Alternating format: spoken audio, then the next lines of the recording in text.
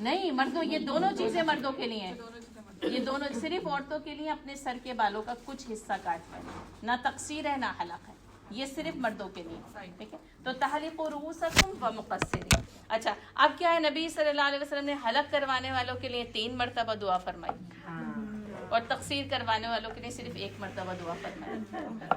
تو حلق افضل ہے، 100% افضل ہے، لیکن اجازت ہے، کوئی بھی وجہ ہو سکتی ہے نا، کہ جس کی وجہ سے، کیونکہ بعض اوقات انسان کے ڈفرینٹ مطلب مسائل بھی ہوتے ہیں، سوچے تو اللہ تعالیٰ نے کیونکہ اتنے رنگ اور نسل کے لوگوں نے وہاں پر جانا ہے، تو اللہ تعالیٰ نے سب کے لیے آسانی، جائز دونوں ہیں، افضل حلق ہوگا، ٹھیک۔ اور اس میں خاص طور پر کیا کہ جو پہلی بار عمرہ اور حج کرے وہ تو ضرور حلق کرائے، اس کے بعد اب وہ جتنی بھی بار کرتے ہیں اب تقصیر کرا لے، کوئی مسئلہ نہیں، وہ حلق کرا چکا، افضل کام کر چکا، پہلا یعنی وہ جو اپنا فرض تھا وہ ادا کر چکے نا، اب جو بھی حج کرے گا نفلی ہوگا، فرض حج نہیں ہوگا، تو فرض حج میں جو پہلا ہوگا اس میں وہ اس بات کا خیال کر لے تو افضل یہی ہے کہ وہ حلق کرا لے، اور باقی یہ کہ تقصیر کرا لے۔ اس میں علماء کرام نے یہ بھی لکھا ہے کہ اگر حج تمتع ہے تو عمرے میں تقصیر کرا لے پہلے، اور پھر حج کے بعد جب احرام کھولے گا تو حلق کرا لے، تاکہ یہ کہ دونوں چیزوں کا فائدہ اس کو۔ تقصیر قصر سے ہے نا، چھوٹا کرنا، جیسے نماز قصر ہے اسی سے تقصیر، تقصیر ہوگا، قصر نہیں ہوگا۔ اچھا اس بارے میں کوئی اختلاف نہیں کہ صحیح کے بعد احرام حلق سے بھی کھولا جا سکتا ہے اور تقصیر سے بھی۔ امام احمد اور اکثر علماء جیسے ابن حجر، ابن قدامہ، شوکانی، جیسے میں نے آپ کو بتائی وہی بات ہے، نے اسے مستحب قرار دیا ہے کہ جو شخص تمتع کرے اگر اسے یہ امید ہو کہ حج تک اس کے بال اگائیں گے تو حلق کرائے، کیونکہ بعض اوقات صرف 4 دن کا وقفہ ہوتا ہے نا، بعض اوقات صرف 1 دن کا بھی ہوتا ہے، بہت سارے لوگ جو مدینے سے آتے ہیں وہ عمرہ کرتے ہیں 2 دن ہے، وہ پھر حلق کرا لیں گے اور دوسرے دن تیسرے دن حج کا احرام باندھیں گے، اور اگر اسے یہ امید نہ ہو تو وہ تقصیر کرائے تاکہ وہ حج کے بعد حلق کرا سکے، یعنی حج کے بعد حلق کرانا افضل ہوگا نا، کیونکہ حج مکمل ہو یہ عمرہ تھا، تو جیسے میں نے آپ کو پہلے بتایا عمرے کے بعد یعنی اگر زیادہ دن نہیں ہے تو تقصیر ہی کرا لینی چاہیے تاکہ حج کے بعد حلق کرا لے، کیونکہ وہ زیادہ افضل ہے۔ اس پر اجماع ہے کہ عورت احرام کھولنے کے لیے تقصیر ہی کرائے گی، یعنی کہ سر کے بالوں میں سے کچھ حصے کو کاٹ لینا، اس کو تقصیر ہی یہاں کہا گیا، حلق کرانا اس کے لیے جائز نہیں ہے، یعنی اگر وہ کرانا بھی چاہے تو نہیں کرا سکتی، یعنی وہ جائز ہی نہیں ہے، اس کے لیے حلال ہی نہیں ہے۔ جی بالکل ہے نا، اس کو مکلف ہی نہیں بنایا۔ آپ دیکھیں ایسی یعنی اسلام دین فطرت ہے نا، تو آپ دیکھیں سارے جو اعمال ہیں وہ فطرت کے لحاظ سے دیے جاتے ہیں۔ حلق اور تقصیر سے متعلق دوسرے مسائل کا ذکر اعمال یوم النحر کے بعد کے تحت ہے، یعنی جب حج مکمل ہوگا تو اس وقت اس چیز کو جو ہے وہ آگے کرنے لگیں گے۔ یوم النحر مینس قربانی کا دن، بالکل 10 ذی الحج یوم النحر۔ نمبر 7 مفرد اور قارن کا جب تک حج کے اعمال سے فارغ نہ ہو لیں اپنا احرام نہ کھولنا، یہ تمتع کے لیے تھا، تو یہ مفرد اور قارن جو حج افراد اور حج قران کر رہے جب تک حج کے اعمال سے فارغ نہ ہو لیں اپنا احرام نہ کھولنا۔ اس پر اجماع ہے کہ سعی کے بعد مفرد اور قارن اپنا احرام نہیں کھول سکتے، وہ اس وقت تک احرام ہی کی حالت میں رہیں گے جب تک وقوف عرفہ، رمی جمار اور حج کے دوسرے مناسک سے فارغ نہ ہو لیں۔ حضرت عائشہ رضی اللہ تعالیٰ عنہ سے روایت ہے کہ جن لوگوں نے صرف عمرے کا احرام باندھا تھا انہوں نے جب خانہ کعبہ کا طواف اور صفا اور مروہ کے درمیان سعی کر لی تو انہوں نے احرام کھول لیا، لیکن جن لوگوں نے صرف حج افراد یا حج اور عمرہ دونوں قران کا احرام باندھا تھا انہوں نے قربانی کے دن 10 ذی الحج تک احرام نہیں کھولا۔ دوسری روایت میں حضرت عائشہ رضی اللہ عنہا بیان کرتی ہیں کہ میں نے رسول اللہ صلی اللہ علیہ وسلم کی خدمت میں عرض کیا، اے اللہ کے رسول، کیا بات ہے کہ لوگوں نے اپنا احرام کھول لیا مگر آپ صلی اللہ علیہ وسلم نے عمرہ کر کے احرام نہیں کھولا؟ فرمایا میں قربانی کا جانور اپنے ساتھ لایا ہوں، یعنی میں نے اپنا احرام قران کا کر لیا ہے، احرام باندھتے وقت بالوں میں گوند ڈال لیا تھا تاکہ وہ پراگندہ نہ ہو، لہٰذا میں اس وقت تک احرام نہ کھولوں گا جب تک حج سے فارغ نہ ہو جاؤں۔ بخاری، مسلم اور بہقی کی حدیث ہے، اور یہ پتہ کہ آپ صلی اللہ علیہ وسلم نے اپنے بالوں کو اپنے سر پر چپکانے کے لیے گوند لگایا تھا۔ اس لیے میں بار بار آپ کو کہتی ہوں نا کہ یہ بالوں کا معاملہ بہت اہم ہے۔ بہت سارے جو معتمر یا احرام کی حالت میں محرم ہوتا ہے نا وہ اس بات کا خیال نہیں کرتا۔ آپ صلی اللہ علیہ وسلم نے گوند ڈالا تھا اپنے بالوں میں، ہاں جڑے رہے نا، بس وہ ادھر ادھر نہ ہو، ہے نا. تو آپ جیسے ہم تیل کا استعمال کر سکتے ہیں, کسی بھی چیز کا ایسے استعمال کر سکتے ہیں, جیل کا استعمال کر سکتے ہیں کہ بال سمٹے رہیں, اکٹھے رہیں, وہ بکھرے نہ, وہ آپ کی وجہ سے جو ہے وہ ٹوٹے نہ. آپ دیکھیں جب نبی صلی اللہ علیہ وسلم نے یہ احتیاط کیے تو میرے اور آپ کے لیے کتنی احتیاط. اور عورتوں کو اس معاملے میں نے بہت زیادہ بے احتیاطی کرتے ہوئے دیکھا ہے. اچھا, اب زیادہ تر جو لوگ جاتے ہیں وہ حج تمتع کرتے ہیں نا, تو مرد کیا کرتے ہیں, تقصیر تو کرا لیتے ہیں, کچھ جو ہوتے ہیں وہ حلق بھی تو وہ حج کے موقع پہ نا وہ اس بات سے بے نیاز ہوتے ہیں. میں آپ کو بتاؤں, مردوں کے لیے اتنا مسئلہ نہیں ہوتا کیونکہ وہ تقصیر بھی کرا چکے ہوتے ہیں اور بعض حلق کرا چکے ہوتے ہیں نا. بس قران والوں کا ہوتا ہے کہ انہوں نے نہیں کرا, بہت کم لوگ حج قران کرتے ہیں, لیکن بہرحال کرتے ضرور ہیں. لیکن عورتوں کا جو معاملہ ہے نا وہ کیونکہ لمبے بھی ہوتے ہیں, پھر وہی اتنے ہزاروں طریقوں کی کٹنگ ہوتی ہے, اور بس وہ بکھرے ہوئے بعضوں نے سنوارنے بھی شروع کر دیے کیونکہ وہ ایک دن 2 دن بالوں کی حالت بری ہو تو پھر وہ ظاہر ہے اور مسئلہ ہے. تو اس میں بہت زیادہ احتیاط کی ضرورت ہے میری پیاری بہن. جو نہیں کرتے میں ان کے لیے بات کر رہی ہوں, صحیح ہے, اس کو اپنا اکٹھا کرنا, اس کو سمیٹنا, اس کو اس طریقے سے کہ وہ بکھرے نہ, وہ آپ کو تنگ نہ کریں, وہ آپ کے احرام کے لیے کسی بھی چیز کا جو ہے وہ ٹوٹنے کا, پھر اس پر دم لازم آتا ہے, قربانی لازم آتی ہے, صدقہ لازم آتا ہے. تو جب نبی صلی اللہ علیہ وسلم, دیکھیں آپ مرد تھے, آپ نے اپنے بالوں میں گوند ڈال دیا تھا تاکہ پراگندہ نہ ہو. اچھا, بہت دن تک بھی, اب ظاہر ہے قارین ہے تو لمبا ہے تو وہ ایک بکھری ہوئی صورتحال وہ بھی پسندیدہ نہیں ہے نا. لیکن اس کے لیے اب یہ بھی پسندیدہ نہیں ہے کہ صبح شام سنوارنا شروع کر دیں. تو اس کے لیے کیا ہے کہ ایسی ترکیب استعمال کر لی جائے کہ آپ صلی اللہ علیہ وسلم نے گون ڈال لیا تھا تاکہ وہ پراگندہ نہ ہونا. یہ بات بہت ہمیں یعنی سمجھنے والی ہے. ہم بعض اوقات یعنی جو چیزیں حج اور عمرے کی سمجھتے ہیں اس میں یہ والی سمجھنا ہمارے بہت سارے جو ہے وہ ساتھیوں کو نہیں ہوتی. اسی لیے وہ جو ہے نا طلب العلم علی فریضۃ علی کل مسلم, ہر مسلمان پر. تو حضرت عمر نے کہا نا کہ اگر حج کرنے جاؤ تو حج کے احکام جان کر جانا ورنہ مت جانا. اگر تجارت شروع کرو تو تجارت کے احکام جان کر تجارت شروع کرنا ورنہ نہ کرنا, ورنہ ضرورت نہیں ہے. یعنی آپ اور میں اگر تجارت نہیں کرتے نا تو ہمیں تجارت کے احکام نہیں جانے نا تو فرض نہیں ہے. فرض کیا ہے, وہی جو اب جب آپ حج کرنے کے لیے گھر سے نکلیں اور عمرہ کرنے کے لیے گھر سے نکلیں, اب عمرہ اور حج کے احکام کا جاننا فرض ہے, کیونکہ اس میں پھر کئی کوتاہیاں ہوتی ہیں اور پتہ نہیں کتنی قسم کی. ابھی میں اسی پچھلے سال کے حج میں جب واپس آئی تو ایک گروپ میں سے کسی نے مجھ سے ایک سوال کیا. میں نے کہا آپ کے گروپ میں مفتی فرحان موجود تھے نا, آپ کو تو سوال ان سے پوچھنا چاہیے تھا. کہتی ہے مفتی فرحان تک سوال گیا ہی نہیں, بیچ میں ہی عورتوں نے بیٹھ کے اسے حل کر دیا. یہ تو ہماری سوچ ہے. یعنی پھر بات وہی ہے نا کہ تمہارے اندر کون موجود ہے, کیا تمہارے اندر عبداللہ بن مسعود موجود ہے, کیا تمہارے درمیان امام مالک موجود ہیں. ان کی موجود میں کسی اور سے پوچھنے کی ضرورت نہیں ہے. جب مفتی فرحان آپ کے پاس موجود ہیں تو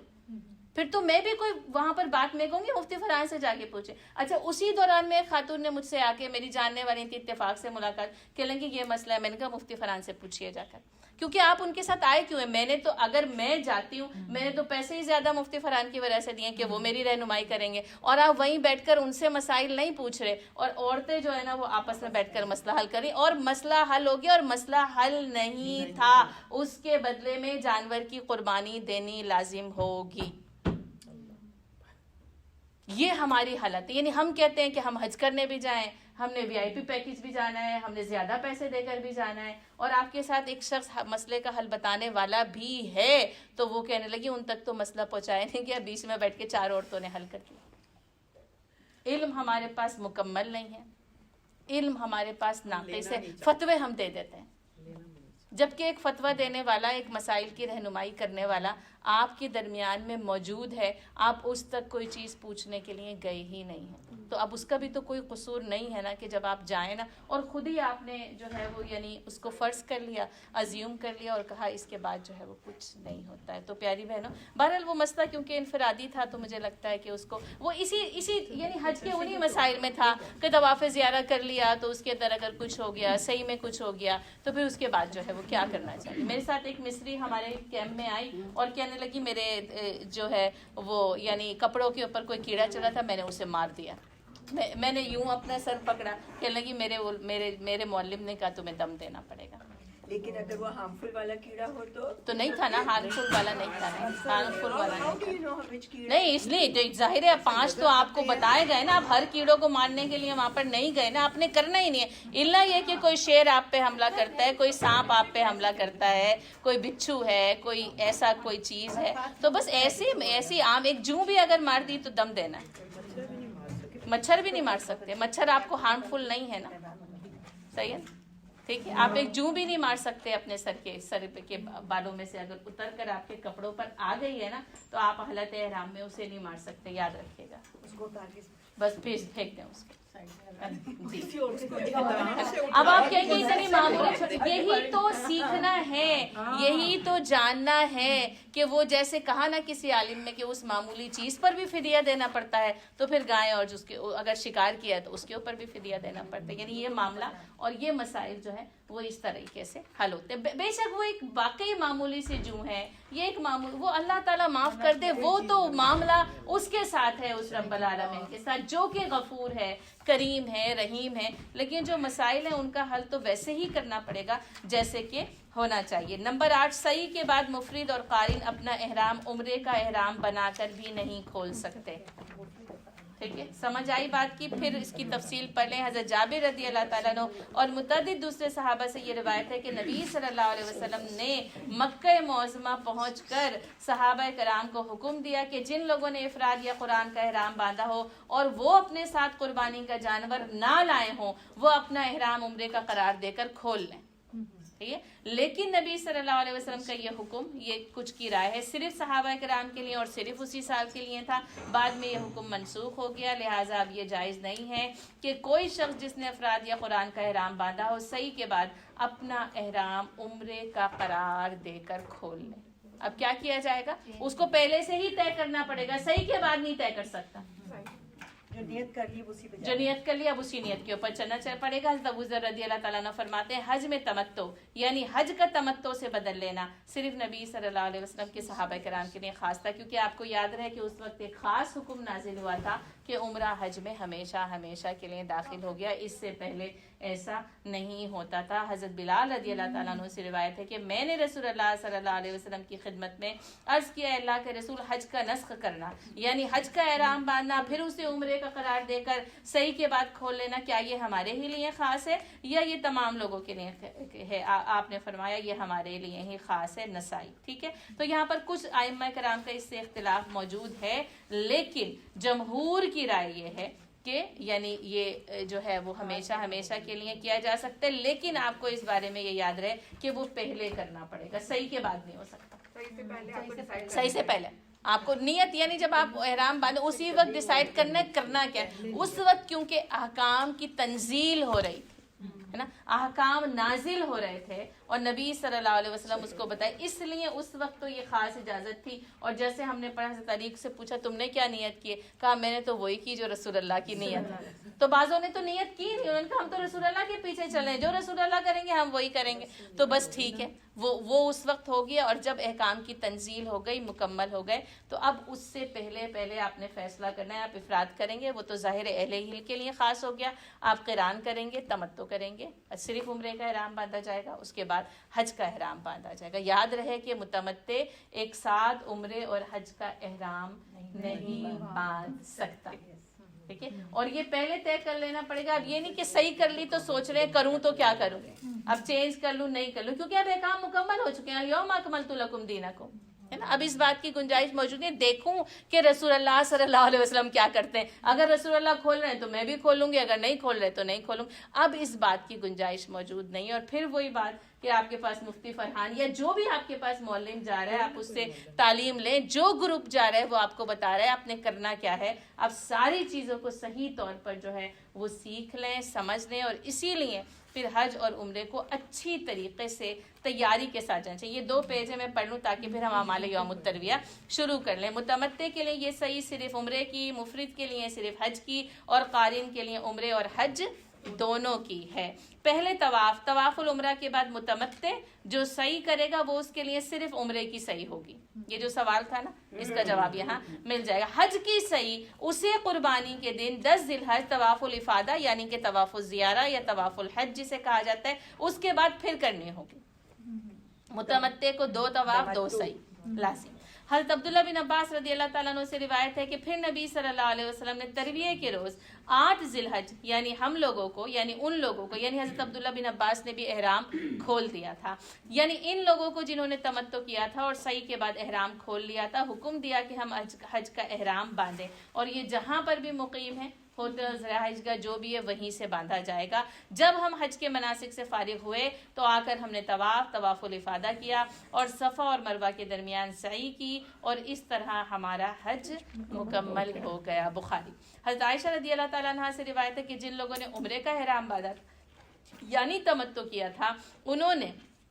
मक्का मौसमा पहुंचने के बाद खाने काबा का तवाफ और सफ़ा और मरवा के दरमियान सई की, फिर उन्होंने एहराम खोल लिया, फिर उन्होंने मिना से वापस आकर 10 ज़िलहज को अपने हज का तवाफ यानी खाने काबा का तवाफ और सफ़ा और मरवा के दरमियान सई की। अहमद, बुखारी, मुस्लिम वगैरह। मुफरिद के लिए सही हज की और कारिन के लिए उम्रे और हज दोनों की होगी, लिहाजा इनको तवाफुल इफादा के बाद दोबारा सही करने की ज़रूरत नहीं। ठीक है। हाँ, अगर तवाफुल कुदूम के बाद सही ना करें, अब ये भी हो सकता है कि जो भी वजह हो वो इसके बाद सही ना करें, तो तवाफुल इफादा के बाद उन्हें सही करनी होगी। हज़रत जाबिर रदी अल्लाह ताला अन्हु से रिवायत है कि नबी सल्लल्लाहु अलैहि वसल्लम ने सफ़ा और मरवा के दरमियान सिर्फ एक सही फरमाई और वो जो आप सल्लल्लाहु अलैहि वसल्लम ने पहली मरतबा यानी तवाफुल कुदूम के बाद फरमाई। मुस्लिम, अबू दाऊद, तिरमिज़ी, नसाई, इब्न माजा। मुस्लिम की रिवायत में नबी सल्लल्लाहु अलैहि वसल्लम के साथ और आप सल्लल्लाहु अलैहि वसल्लम के असहाब ने के अल्फाज ज़्यादा हैं, यानी नबी सल्लल्लाहु अलैहि वसल्लम और आपके असहाब ने सफ़ा और मरवा के दरमियान सिर्फ एक सही फरमाई और वो जो आप सल्लल्लाहु अलैहि वसल्लम ने पहली मरतबा यानी तवाफुल कुदूम के बाद फरमाई थी। दूसरी रिवायत में हज़रत जाबिर रदी अल्लाह ताला अन्हु बयान करते हैं कि हम लोग यानी जिन लोगों ने क़िरान का एहराम बांधा था नबी सल्लल्लाहु अलैहि वसल्लम के साथ आए, हमने खाने काबा का तवाफ़ किया और सफ़ा और मरवा के दरमियान सही की। जब कुर्बानी का दिन 10 ज़िलहज आया तो हम लोग सफ़ा और मरवा के करीब तक नहीं गए। मसनद इमाम अहमद। कारिन के मुतालिक ये हदीस पहले गुजर चुकी है कि नबी सल्लल्लाहु अलैहि वसल्लम ने फरमाया, मन करना बैन हज्जहु व उम्रतु, जिसने अपने हज और उम्रे के दरमियान क़िरान किया, बांध दिया दोनों को, उसके लिए एक तवाफ और एक सही काफ़ी। ठीक है। लेकिन इमाम अबू हनीफा पहले भी बताया था उनके नज़दीक 2 सही हैं, उम्रे की और हज की अलग अलग जो है वो सही की जाए। ये भी हो सकता है कि वो तवाफुल उम्रा और तवाफुल ज़ियारा कर ले और उसके बाद दोनों सही एक साथ कर ले, ये भी हो सकता है। ठीक है। तो बहरहाल यानी कि ज़ाहिर है थोड़ा सा इख्तिलाफ अगर मिलता है, लेकिन वो बात सही है कि एक सही काफ़ी। तवाफ 2 होंगे, एक सही जो है वो कारीन के लिए और मुफरिद के लिए ख़ास हो जाएगी। वमा अलैना इल्ला